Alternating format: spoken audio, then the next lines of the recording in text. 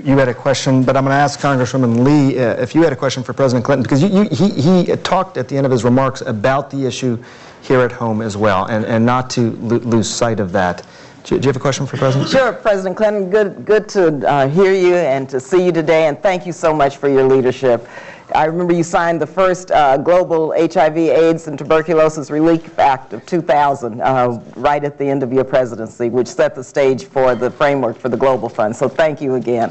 Let me just say a couple of things. As it relates to the domestic pandemic here in America, we have, and I love your idea about the generic drug possibilities, and I want to talk with you to see if that makes sense for those of us on the Hill who are very involved in this, to see if we can work with you to figure out a strategy.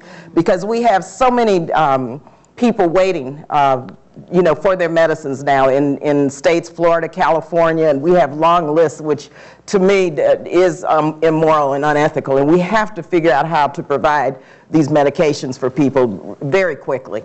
Secondly, let me just say, in terms of what's taking place in the African American community, of course we know here in America, African American women have the highest rates of new infections. African American men, gay, bisexual men, we've talked about all this earlier, and we've got to figure out a comprehensive strategy to help reduce stigma. That's part of it in terms of our education, and we have to figure out a better way, I think, in America to do that.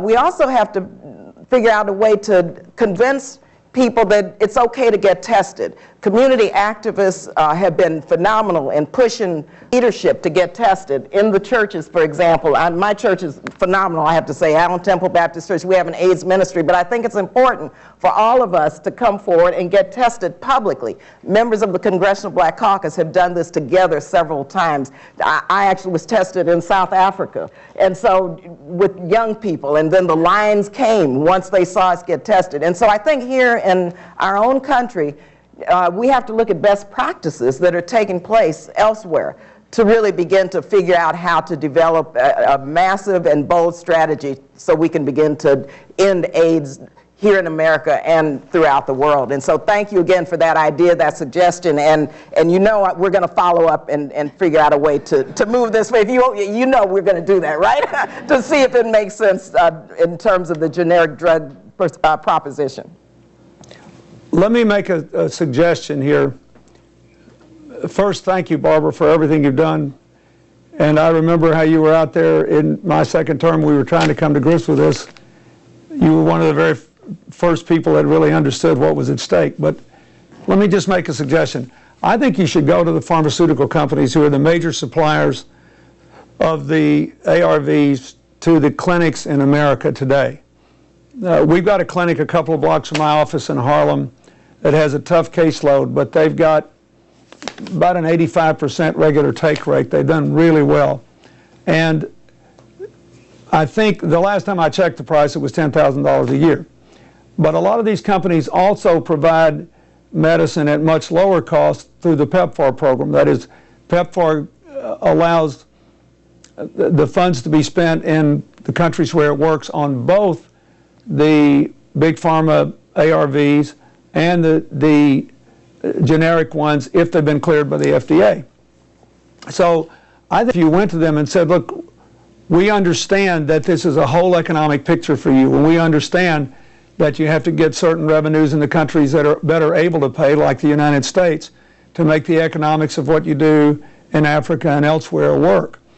But for the next 2 years, every state in the United States is on a balanced budget. Some of these programs require state matching funds. They're cutting back wherever they can, and they're really making life or death decisions based on too few dollars for too many demands. So help us figure out how to do this for 2 years. And, then after 2 years, I think, number one, the economy will be stronger. Number two, the healthcare reimbursement system will be different. Even if you could do it for a year, it would make a huge difference. A lot of these states are in desperate shape, and they don't like doing this. But if you look at some of the other healthcare decisions that we're not here to discuss today, they're pretty agonizing too. They've faced some terrible dilemmas. So I recommend we don't try to jam this through or get around the big pharmaceutical companies. I think we should ask them for their support of this proposal or a variant of it just to get through the next 2 years. Everybody knows what we're up against here. And it's not like they're going to lose money because the money's not there to buy their medicine. So there's got to be a way for us to work through this just for 2 years.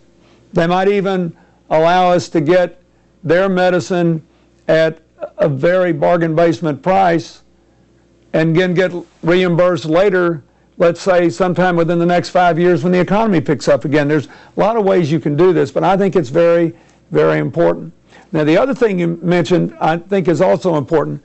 There are, well, it's not 60% of the HIV positive people in America that don't know their status as it is worldwide, but it's very high among people who are relatively recently infected. And I think we ought to look at the strategy that the Secretary of State outlined for the rest of the world in terms of male circumcision and early provision of ARVs and the prevention of mother-to-child transmission medication, and see how much of it we can apply here. I think we just got to rekindle it. You know, I think America just kind of went to sleep at the switch, and a lot of the high-risk communities thought that AIDS was, first we thought it was only in America when it was raging in Africa, and now we think it's only somewhere else and not in America. And I think that this conference, one of the things this will do is to raise the profile of the resurgence of the infection in the United States. We need a domestic PEPFAR, and that's what we're working on.